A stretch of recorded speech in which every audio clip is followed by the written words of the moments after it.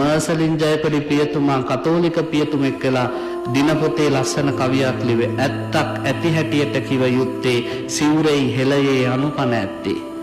සිවුරයි පනදී රට රැකගත්තේ අදත් නැහින්නේ මේ රට මැත්තේ. ඔයත් අංගේ ඔය ගෙවල් වල ඉන්න පඬිත දරුවෝ කියන විදියට හාමුදුරුවෝත් කාලා පැත්තකට වෙලා බුදිය ගත්තා. ඔයත් මැරිච්ච තැන්වල ගසුත් පැලවෙලා. අදටත් මේ රටේ ජාතික ව්‍යසනවලදී කතා කරන්නේ හාමුදුරුවෝ විතරයි. උන්වහන්සේලාගේ පැවිද්දත් එක්කම කරමත පැවරිච්ච වගකීම් රාශියක් තියෙනවා. හාමුදුරුවෝ කෙනෙක් ගාන්ත දුරේ හෝ විදර්ශනා දුරේ වඩන්න ඕනේ. හැබැයි ඒ දෙකටම මැදි වෙච්ච සමාජ දුරේ කියලා එකක් හාමුදුරුවන්ට තියෙනවා. මේ මෑණිවරුන්ට තියෙනවා. එනිසා ඔය ඇත්තෝ හැම මොහොතකම අපේ දේ ගැන කල්පනා කරන්න. දරුවන්ට හැමතිස්සෙම රැකවරණයක් දෙන්න. ළමයින්ට දෙන්න ඕනේ සෙක්ස් এডুকেෂන් නෙමෙයි. රැකෙන විදිය.